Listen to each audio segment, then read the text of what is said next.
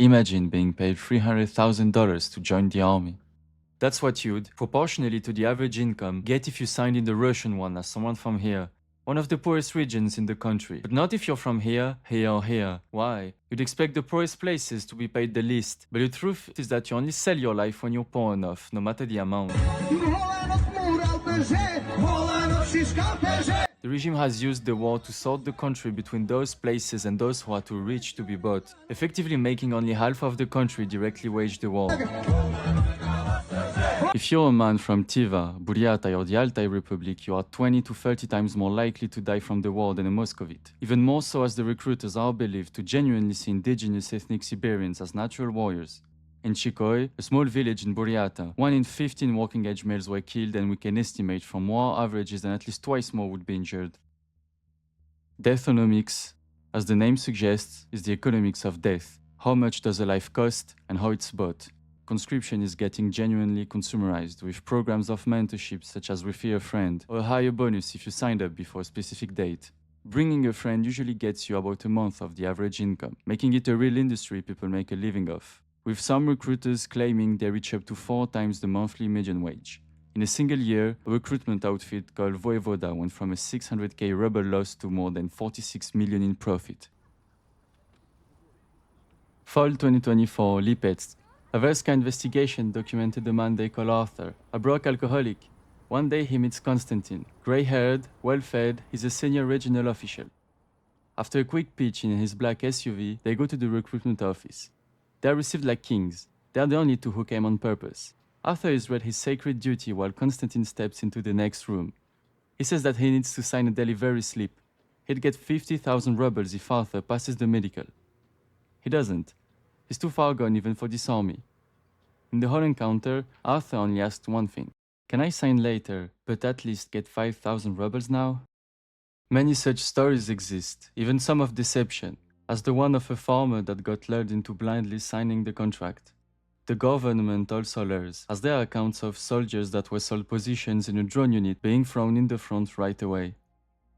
International Women's Day is a big deal in Russia, and so in 2025, officials from the ruling party visited, in Murmansk, the mother of the men killed in Ukraine. They came with gifts. Each mother is handed a meat grinder. In Russian, the word for meat grinder, misarubka, is the same one the soldier used for the tactics that killed their sons, sending wave after wave to trade lives for land. Multi-cookers, bouquets called life bouquets, and even photos of the official themselves were given to the mourning families. This man even received onions. A new deathonomic tendency appeared recently. In the life market, offer is going dry and the government has to scrap the barrels of what it can get through sheer money alone.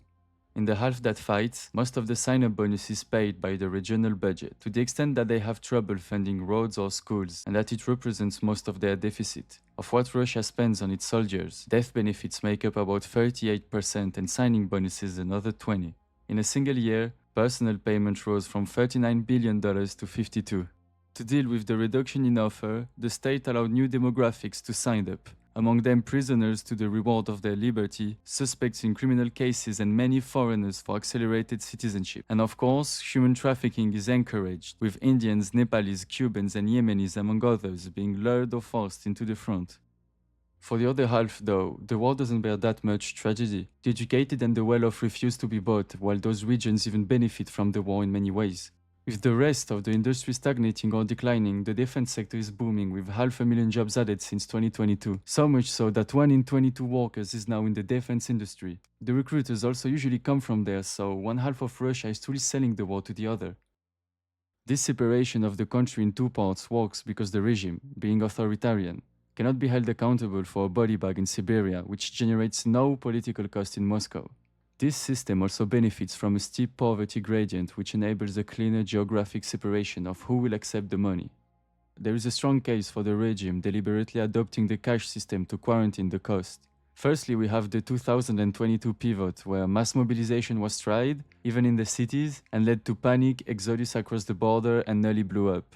They never did it again and they switched to cash right after. Secondly, the half that's spared doesn't make the most economic sense. Moscow and Petersburg are spared, yes, but the Kremlin also avoids politically dangerous mobilization in the Caucasus. In logic, the Caucasus is a perfect hunting ground, but the region is at risk of insurgency in the eyes of the regime, and so the common denominator is that the lucky half is the one that could seriously hurt the regime, either because they're the basis upon which it lives, or because they represent a direct political threat. To guarantee the lack of accountability, documenting the dead was criminalized and usually leads to being harassed. It's not the first time the dead are silenced though, as there were two during the Afghan wars in the 80s. The dead aren't called that, but Cargo 200, a euphemism coming from the same Afghan wars. Back then, the Cargo 200s were brought back in zinc coffins, sealed shut, and naming the cause of death on the gravestone was forbidden. And as the Soviet Politburo decided to pass standing conscription in the entire country, the coffins reached every kind of Soviet family.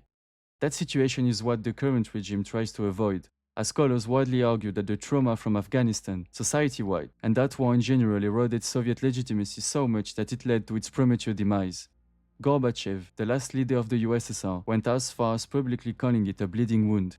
As we saw, the cost of today's war are distributed differently. There is a part of Russia that lives in cities no bigger than 100,000 people, and those people are twice as likely to die. But the true half, the one that is truly cut out from the rest, the one where you find the small Siberian republics where people die at 30 times the rate of Moscowitz, that one is much smaller, and the day it goes dry is the day the cost will suddenly be felt by a much bigger part of the country.